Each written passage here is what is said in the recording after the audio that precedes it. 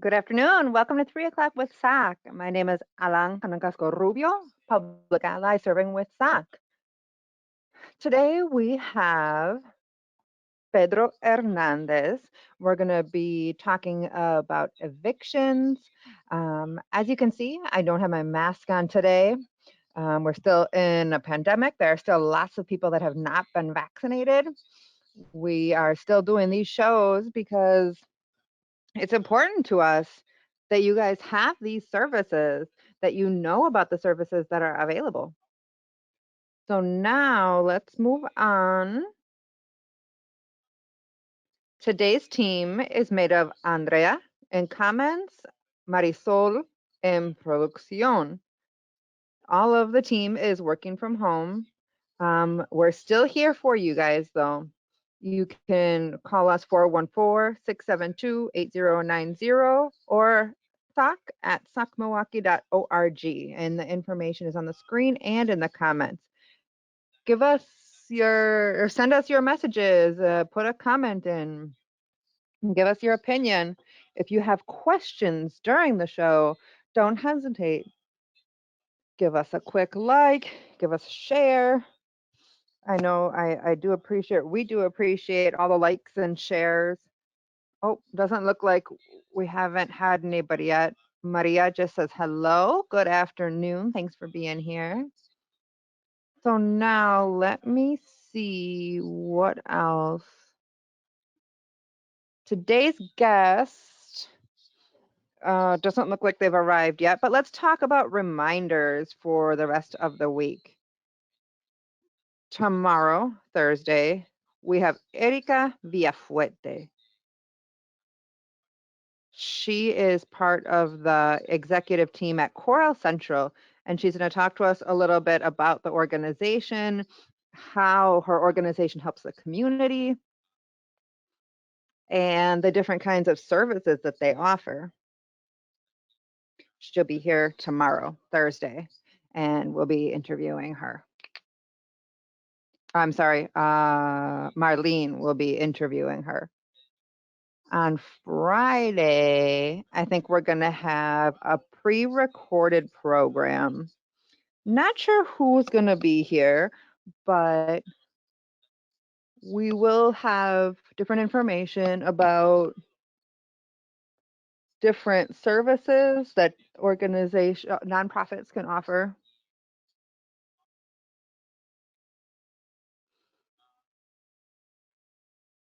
Well, well, Pedro's still not here yet, but he is our guest for today. So while we're waiting, we can try, we can take our video from COVID. If we can go ahead with that, that'd be great. We know that keeping our family safe and healthy is what's most important to us.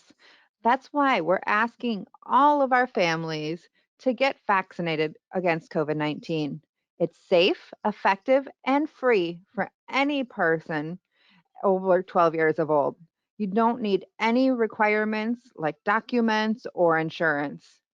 I vaccinated myself for my family. Perfect. Well, as you saw, we also recommend vaccination. Take that step so we can keep progressing and reducing the risk of infections and reducing the number of deaths due to COVID. Hospitalizations also. I think we've got Pedro on now. So let's put him on the screen, please. Hey, Pedro. Thanks for being with us. Hey, thanks for having me, Alan. Perfect. Pedro,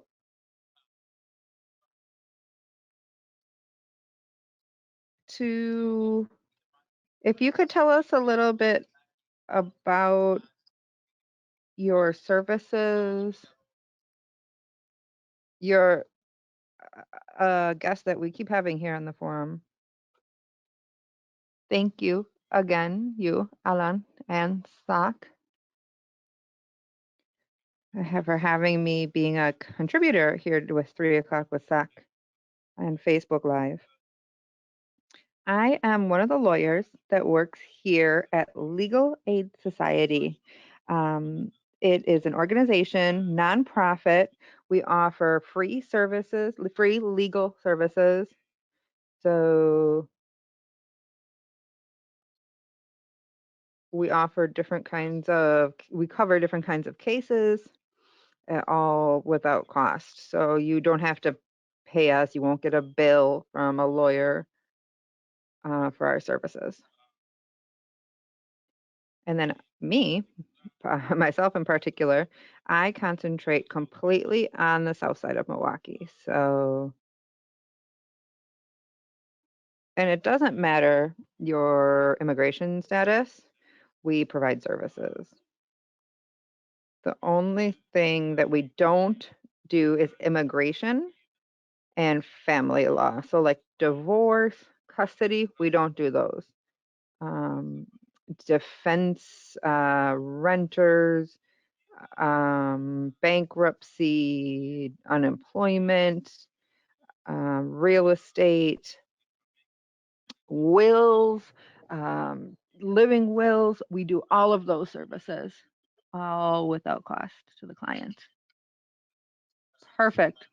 One of the things that people are asking us on the show is that we're seeing an increase. Well, no, not seeing an increase, but we're thinking that we're going to see an increase in evictions.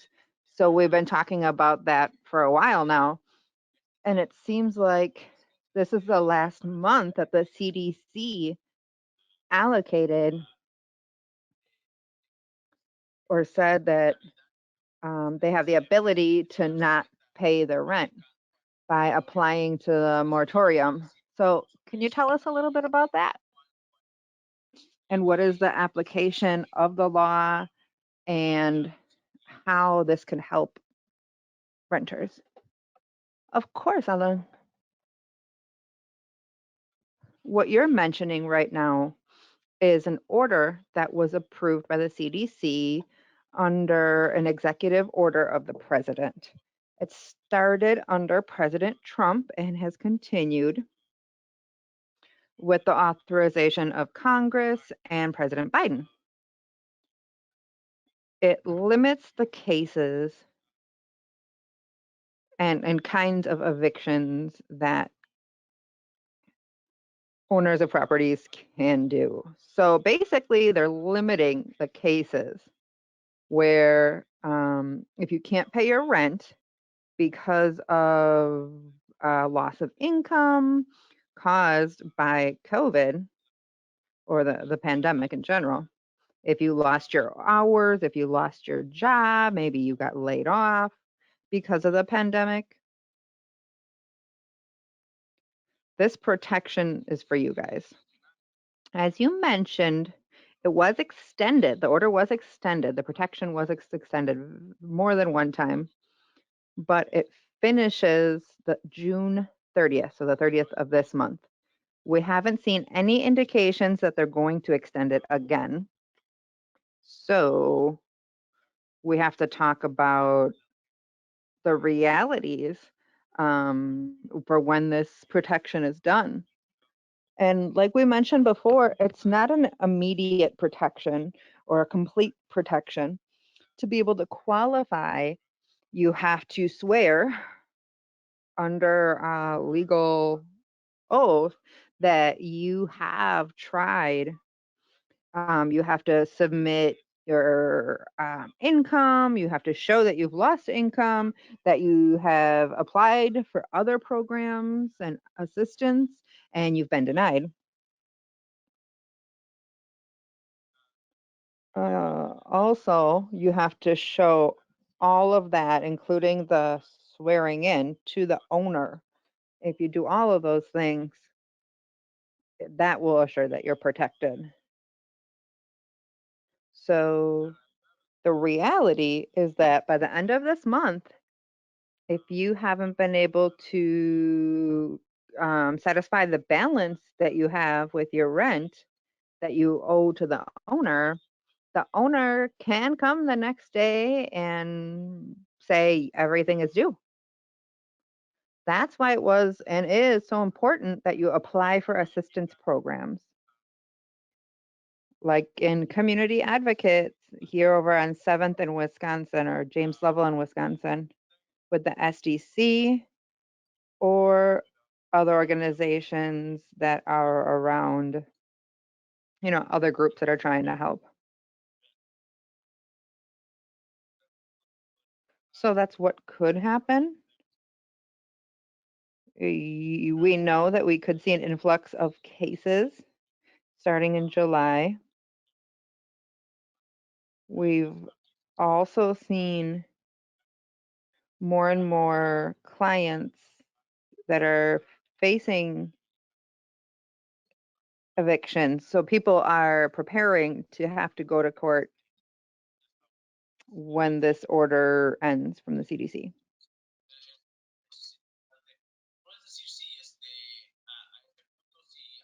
So if the owner of the property comes with a notice, an eviction notice, what is the role that your organization or an organization like yours can do to help? What can you do for that person, or how does it work with the law? Well, it depends. Every situation is different. Every case is different. Um, Starting to be able to evaluate and determine what kind of notice is it, what does it mean for you, looking through the statements of the case, see what's happening, or we can also try to negotiate with the owner to try to come to an agreement where they can be paid without having a court case. So, if there's not an official case yet at court, depending, of course, on the case and what the situation is, you might be able to provide that service. It's not for sure, depends on the occasion and the circumstances. Sorry, we have been able to make negotiations for our clients. Also, we represent a lot of people in court, defending them if the notices aren't correct or if the situation isn't legal, or valid. That's great information. Can you tell me a little bit about how people can communicate with you? Yes, of course. You can find us, you can call us on the phone, 414-727-5300. That's our general line. We are here on the same building as Community Advocates, but right now we don't have clinic in person. So that's why it's to look on our website, www.legalaidmilwaukee.com/formulario to fill out the form to apply for services. Or just go to our website and you can see all of the other services that we offer. Thank you so much, Pedro. That's great.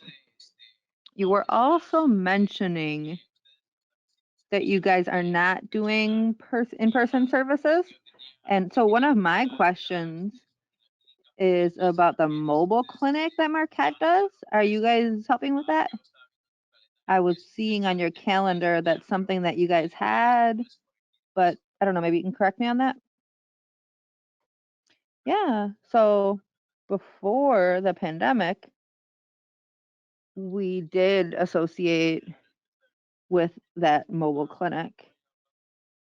I haven't talked to the organizers of that clinic yet to see if we're going to start again, because we haven't heard what's going to be happening. But if they're going to be seeing people in person or not, because that the clinic is based out of a truck. So it's a smaller area to be seeing people in.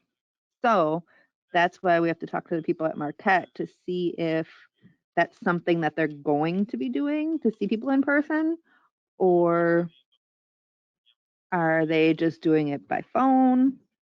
Because that's what they're doing now. The legal clinics for Marquette generally are over the phone because it's under the same, the clinics that would normally be at Marquette. So we would have to talk to them. I haven't heard recently what their plans are, but we would have to see if we can. Of course, obviously, we'd be there with them. We'd like to be with them at all of those places. But if we can't, we'll be out in the community doing our workshops or just talking to people like we're doing here with SOC so that people have the information that they need about their rights. All right. Well, I wanted to ask, let me see. I wrote it down. About municipal fines. If somebody receives a municipal fine, how can legal aid society help with those cases? How can people, get a hold of you if they have that kind of case? Again, you can, it can vary depending on the case. It could be a quick suggestion. A lot of cases you can come to an agreement with the city lawyer or city attorney. They're used to coming to agreements with people that are represented by themselves, that represent themselves. But if it's a more serious case or a more complicated case, we represent people in court as well. But if it's a municipal fine, the municipal court, you can usually see a fine for, disorderly conduct. Maybe there was a problem with the police or, some other kind of infraction. We can look at those cases as well. So those fines, do those include traffic violations? Well, that's a separate court, I think. We don't represent typically traffic cases, no. Like the driving under the influence, things like that, we don't represent those. Perfect. Anything else that you wanted to let us know before we finish the interview for today, Pedro? No, just like always, wanted to let people know that please, it's best to prevent any issues. Apply to assistance programs for your rent or your mortgage, or look for help if you can. And just be prepared. Don't ignore your mail because they'll show up and you can see it's really better in these times that we're living in to know what's happening. Because it's easy to try and ignore problems that are coming up, but we don't want to go or be at the point where we can't do anything to help remedy the situation. Our best results, and we've had great results, especially in difficult cases, but that limits our options. If you come to us when there's almost no options left, that's why it's better to be preventative. I hear you. Thank you so much, Pedro. Thanks for being with us as always. I don't know if we're going to be here again in July. We're going to see maybe doing a one time a week, but I will let you know, and hopefully we can meet in person. Of course. Thank you again to SOC and to you, Ellen, for the invitation today. Perfect. Thanks so much, Pedro. Thank you. Bye-bye. Well, that was Pedro Hernandez, lawyer with Legal Aid Society. He's here to give us his suggestions and talk to us a little bit about evictions and how people can avoid them or use Legal Aid Society to represent them and to take the suggestions of the lawyer. All right, let's keep going on with the program. I want to send a hello to Maria. Thank you for being here with us. Always a pleasure. Also, Trini Zapata, thank you so much for being here with us as well. We love your hellos and your likes. As I mentioned before, maybe by next month, we'll only be doing the show once a week.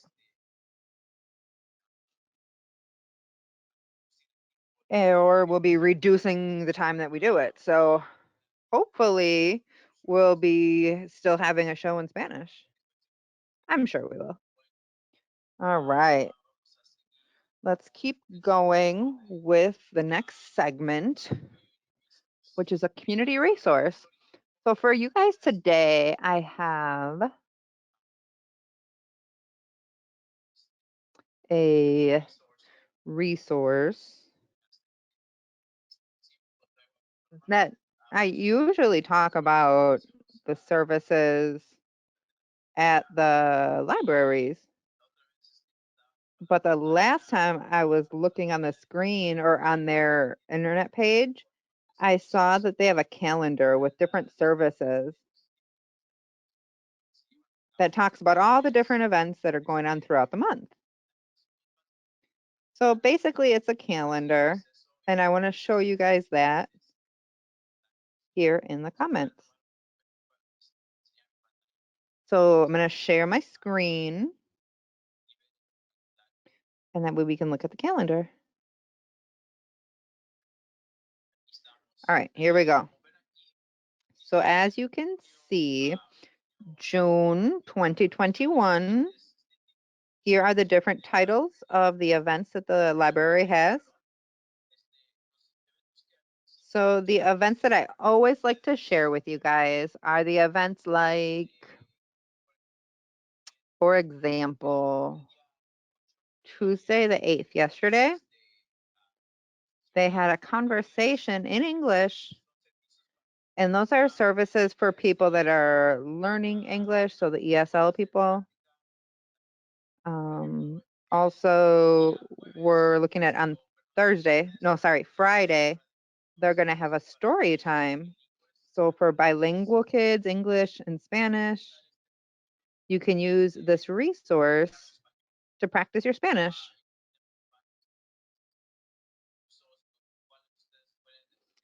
So that's a great resource for you to use. And you can see this great resource. It's open to the entire community. And I hope that you guys can use it. As you see here, you can just click and see the next month, July, and you can see more events. Organization. More you guys use the resources, more events there will be. So please use the resources. All right, so now let's go back. And let's see. What else? So now that we've shared the COVID resource or the reminders from the 16th Street Clinic. So I'm going to leave you with who's going to be here on Thursday. Thursday, we're going to have Erica Villafuente. She comes representing Core El Centro. She's going to come and talk to us a little bit more about the different services that they offer. Her interview will be with Marlene. And like I said, she's going to talk about the different services that Core El Centro offers. If you can't listen to the interview in English, it'll also be available in Spanish live, or afterwards, you can watch again a few days after when we put it on Facebook and YouTube in both languages. So like I mentioned in the beginning, all of the information has been recorded since the beginning of the pandemic. You've seen all different kinds of guests throughout this time. So please use the resources that we're giving you here at SOC. And I hope to see you guys again next Wednesday. All right, I think that's it. Well, Maria says to hurry up and, oh, don't forget to invite people to the walks in the park. That's another really great resource. She's saying that, of course, get outside now that it's nice outside. Here in the Milwaukee County parks are beautiful. Thank you so much for writing that and letting us know about that. There's lots of different parks that you can use. There's different trails. I, at least 2 or 3 times a week, go out to walk or take my bike out. And I use, the public trails. So use those resources. It's something that a lot of us pay with our taxes. So that's what they're there for us to use them and to take care of them. All right. Well, let's finish up with the survey promo, and we'll see you next Wednesday. Thanks so much. Has this forum been informative for you? What part of the forum can we change or make better?